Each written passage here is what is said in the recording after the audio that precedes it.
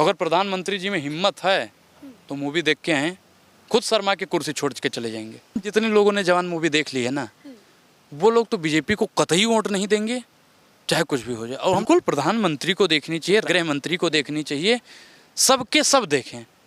One nation one movie देख के आओ और 24 में अपना झोरा उठाओ और चले जाओ। नमस्कार, आप देख रहे हैं डीएस और मैं हूं आपके साथ नफीसा। और एक बार फिर मेरे साथ अनुराग ओझा मौजूद हैं, उनसे चर्चा करते हैं जवान विषय। यानी कि जवान ने रिकॉर्ड तोड़ कमाई कर ली है, लेकिन बेहद ज़रूरी अहम मुद्दों पर प्रकाश जो डाला है। किसानों की बात कर लें, चाहे हम ईवीएम या फिर इलेक्शन को लेकर भी चर्चाएं कर लें जो फिल्म के अंदर दिखाई गई हैं, उन पर चर्चा करते हैं कि आने वाले चुनाव पर इसका क्या असर पड़ने वाला है। या फिर अनुराग ओझा क्या संदेश देना चाहेगा, क्योंकि जवान वो लगातार देख रहे हैं, पठान की तरह ही। पठान के टाइम भी वायरल हुए, अब जवान के टाइम भी आप वायरल हो रहे हैं। जवान को लेकर आपकी राय मैंने जानी थी कल, लेकिन अब जब 550 करोड़ लगभग कमा चुकी है फिल्म, कैसे देख रहे हैं इस फिल्म को? मैडम देखिए, इस फिल्म में ना जो दर्शाया गया है, जो हकीकत है, सच्चाई छिप नहीं सकती है। कितना भी छिपाओगे ना तो सच्चाई नहीं छिपेगी। आने वाले दिन में इससे भी बढ़िया मूवी आएगी, इससे भी अच्छी अच्छी मूवी। अब लोग जागरूक होना शुरू, और जितने भी हो सकता है कि अक्षय कुमार जो प्रधानमंत्री से पूछता था कि आप आम काट के खाते हैं, चूस के खाते हैं, पर्स रखते हैं कि नहीं रखते हैं, तो ऐसे लोग भी हो सकता है कि किसान पे भी मूवी बनाना शुरू कर दें, संविधान पे मूवी बनाना, गरीबों पे मूवी बनाना शुरू कर दें। जब तक ऐसे लोग बनाएंगे नहीं ना, तब तक जो सत्ता में बैठे हैं चाचा लोग ना, उनका दुरुपयोग वो लोग करते रहेंगे। सत्ता पे इन लोग बैठ के अहंकार हो गया है इन लोगों को कि अब क्या किया जाए, गरीबों को मार दिया जाए जी। हाँ, ट्रैक्टर पे 13%। अब हो सकता है कि अगर इनके गलती से सरकार बन जाती है तो 33% लगा देंगे। तो किसानों को जागने की ज़रूरत है कि मर्सिडीज पे 8% और ट्रैक्टर पे 13%। तो जो गरीब होगा ना, जो किसान वाकई में होगा, अब किसान तो इनसे वैसे ही नाराज चल रहा है, क्योंकि प्रधानमंत्री जी ने किसानों पर काले कानून थोपने की बहुत अथक प्रयास किया और बाद में नतमस्तक होना पड़ा। जो 700 किसानों से ज़्यादा शहादत दी, क्या प्रधानमंत्री जी उनसे माफ़ी मांगेंगे? और मूवी में वही सब तो दिखाया जा रहा है। अब स्वास्थ्य पे आ जाते हैं। स्वास्थ्य पे मैडम मैंने देखा, जो मेरा अनुभव है कि कतार में महिलाओं की डिलीवरी हो जाती है, पर्ची नहीं बन पाती है, एम्बुलेंस घर तक नहीं पहुंच पाता है, मरीज का दम घर पे ही टूट जाता है, हाथ टूट जाता है, पलस्तर नहीं चढ़ पाता है। स्वास्थ्य सुविधा की बात, अगर स्वास्थ्य को बढ़ावा देने की बात चल रही है तो क्या वो गलत है? गोरखपुर में आपने देखा होगा कि एक डॉक्टर ने बच्चों को बचाने का प्रयास किया और उसको ही जेल में भिजवा दिया योगी बाबा ने। अब एक चीज़ बताइए कि वोट, अपनी उंगली की कीमत को पहचानिए। हम लोग वोट दे देते हैं, वोट देने के बाद में प्रधानमंत्री जी हम पे जुल्म ढालना शुरू कर देते हैं। जैसे कुछ दिन पहले हम पे भी ढाया गया, जेल में भेज दिया। अब सवाल पूछने से जेल में थोड़ी ना जाएंगे। तो अगर आज हमारे साथ हुआ है, कल आपके साथ भी होगा, तो सोच समझ के इस उंगली का प्रयोग करें।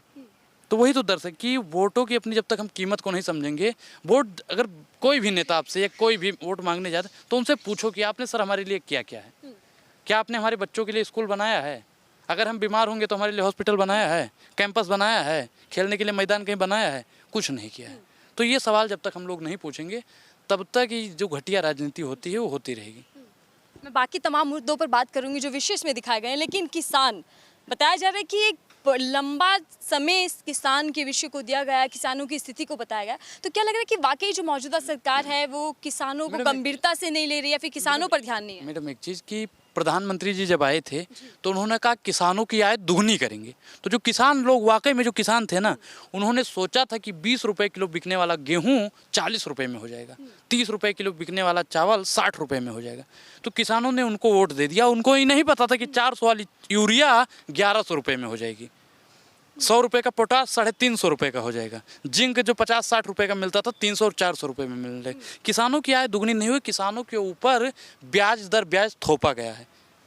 इनकी यूरिया महंगी हो जाती है, लेकिन किसान का गेहूं महंगा नहीं होता है। तो क्या मतलब किसान ज़रूरी नहीं है क्या? सरकार के लिए अहमियत नहीं रखते कुछ? अगर किसान जरूरी होता तो किसान के ऊपर इन्हीं के नेता ने गाड़ी चढ़ाई थी ना। आज तक उनको जेल के अंदर डाल के सजा वजा क्यों नहीं कर रहे? उनको छोड़ देते हैं साहब, क्योंकि वो भारतीय जनता पार्टी। अगर इनके लिए किसान ही जरूरी होता ना मैडम, तो ये किसानों के ऊपर लाठियाँ ना बरसवा देते। इनके लिए ना किसान जरूरी है, ना जवान जरूरी है, ना संविधान जरूरी है। इनके लिए जरूरी है तो JP नड्डा जी, इनके लिए जरूरी है तो अमित शाह जी, इनके लिए जरूरी है तो मोदी जी। यही लोग इनके लिए 2-4 खास लोग हैं, और अंबानी अडानी तो इनके रिश्तेदार फूफा हैं ही।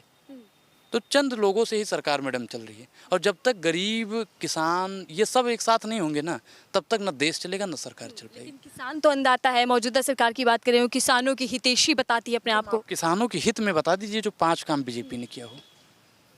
5 काम आप गिनवा दीजिए। देखिए, सबसे बड़ी तो योजना ही चल रही है कि महीने के पैसे पहुंच जाते हैं खाते में।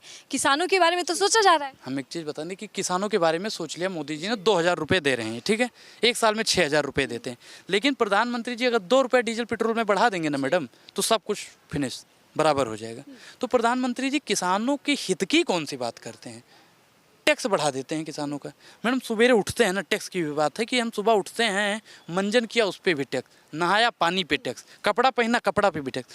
महाराज कपड़े पे भी टैक्स लग गया है, कफन खरीदते हैं ना, कफन पे भी टैक्स लगाने का काम अगर किसी ने किया है तो भारतीय जनता पार्टी ने किया है। एक नमक पे टैक्स लगा था मैडम, गांधी जी ने सत्याग्रह कर दिया। अब आज दूध दही रबड़ी मक्खन हर एक चीज़ पे टैक्स लग रहा है, फिर भी लोग बोलने को तैयार नहीं। तानाशाही नहीं तो और क्या है, अगर बोलोगे तो जेल में डाल देंगे। दूसरी तरफ ईवीएम को भी खूब दर्शाया गया है। ईवीएम में मैडम, ईवीएम का हम बताते हैं कि उद्धव ठाकरे ने बहुत दिन पहले ही कहा था कि चुनाव आयोग चुना लगा हुआ आयोग हो गया है। और भारतीय जनता पार्टी के किसी भी नेता ने जल्द में ही कहा है कि आप पंजे को वोट देंगे ना तो भी बीजेपी, हाथी को वोट देंगे ना तो भी बीजेपी, अगर आप साइकिलिया को वोट देंगे तो भी बीजेपी, आप किसी को भी वोट दे दीजिए, वोट बीजेपी को ही आएगा। तो ईवीएम हटाओ, ए चुनाव आयोग जी, ईवीएम हटाओ, देश बचाओ, देश का होगा बेड़ा पार। अंग्रेजों से ज़्यादा किए मोदी ने अत्याचार।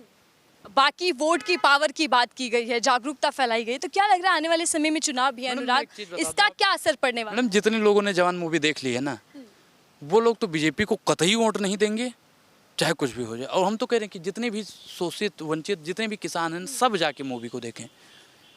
सब अगर देख लेंगे ना तो हम तो सोच रहे हैं मैडम, नेताओं को भी देखनी चाहिए। बिल्कुल प्रधानमंत्री को देखनी चाहिए, गृह मंत्री को देखनी चाहिए, सबके सब देखें।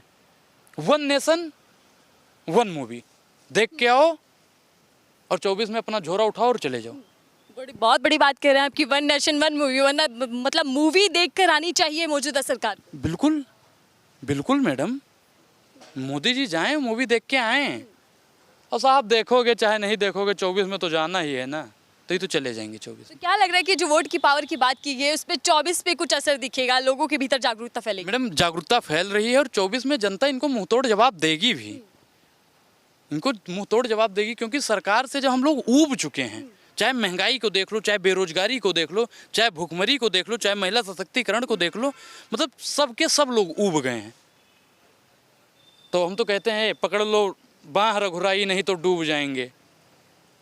तो जो इंडिया अलायंस है ना, अगर वो आज भी गरीबों का हाथ नहीं पकड़ा ना तो हम सबके सब डूब जाएंगे। चलिए, तो राजनीति मुद्दा हो गया कि अलायंस की बात करें, लेकिन मेरा सवाल ये है कि जिस तरीके से बताया गया है कि जब आपके पास नेता वोट मांगने आते हैं तो आप उनसे हिसाब किताब लीजिए, तो 5 साल का मैंने पूछिए वही कि तो- क्या वही किया, तो मैंने बताया क्योंकि आपसे। अगर हम मामूली कोई सामान खरीदने जाते हैं तो तब भी देखा जाता है कि पूछताछ की जाती है। तो क्या लग रहा है कि लोग क्या पूछ कर विचार कर कर ही वोट देंगे? मैडम देखिए, एक चीज, एक कहावत है कि करत करत अभ्यास से जड़मन होत सुजान, रसरी आवत जाते सिल पर परत निशान। तो कुछ लोगों के अंदर तो मैडम ये भावना आएगी। अब इतना दिन से हम बोल रहे हैं, वो अब भी असर नहीं पड़ा, अब भी भाजपा नहीं गई, तो देश का सत्यानाश हो जाएगा। उसूलों पे बात आए तो अपने आप के खिलाफ बोलो, और देश पर बात आए तो अपने बाप के खिलाफ बोलो। तो मतलब इस मूवी का असर आने वाले चुनावों पर देखने को मिलेगा? 100% मिलेगा, 100%। अगर प्रधानमंत्री जी में हिम्मत है तो मूवी देख के आए, खुद शर्मा की कुर्सी छोड़ के चले जाएंगे। चलिए, कमाई बेहद खूब कर रही है फिल्म, क्या लग रहा है कि आने वाले समय में जवान का जलवा कितना रहने वाला है? मैडम जलवा तो रहेगा, जलवा इनका भी रहेगा और इंडिया अलायंस का भी रहेगा। अब तो जलवा हर तरफ, तेरा जलवा, और जो देखेगा उसी का जलवा। ना प्रधानमंत्री जी उसको देखने की हिम्मत है उनके अंदर, ना सामर्थ्य है, और ना ही उनका 24 में जलवा रहने वाला है। चलिए, एक छोटा सा आखिरी सवाल ले रही हूँ, आप बार बार इंडिया अलायंस की बात कर रहे हैं, तो सत्ता पक्ष कह देता है ना उनके पास नीति है ना रणनीति है, किस तरीके से मुकाबला करेंगे वो? मैडम हमारे पास प्यार है, मोहब्बत है, और प्यार से ना पत्थर पिघलता है, तो हम तो इंसान हैं, इंसान तो पिघल ही जाएगा। तो मोहब्बत का संदेश लेकर जाएंगे? मोहब्बत की दुकान चारों तरफ खुल रही है, नफरत की दुकान बंद हो रही है, मोहब्बत की दुकान खुल रही है। चलिए, बहुत बहुत धन्यवाद। हमसे बातचीत कर रहे थे अनुराग ओझा, जो कह रहे हैं कि आने वाले चुनाव पर जवान फिल्म का बेहद असर पड़ने वाला है, क्योंकि तमाम वो विषयों को उजागर कर दिया गया है, जो विषय, जो मुद्दे जनता से जुड़े हैं, खासकर जो वोट की बात लगातार की जा रही है कि उंगली का इस्तेमाल सही करें, वोट अपने नेता का हिसाब किताब करने के बाद ही दें। तो ऐसे में आपकी राय क्या है, कितनी जागरूकता आपके भीतर फैली है इस फिल्म के बाद, वो हमसे साझा जरूर कीजिएगा। फिलहाल के लिए दीजिए इजाजत।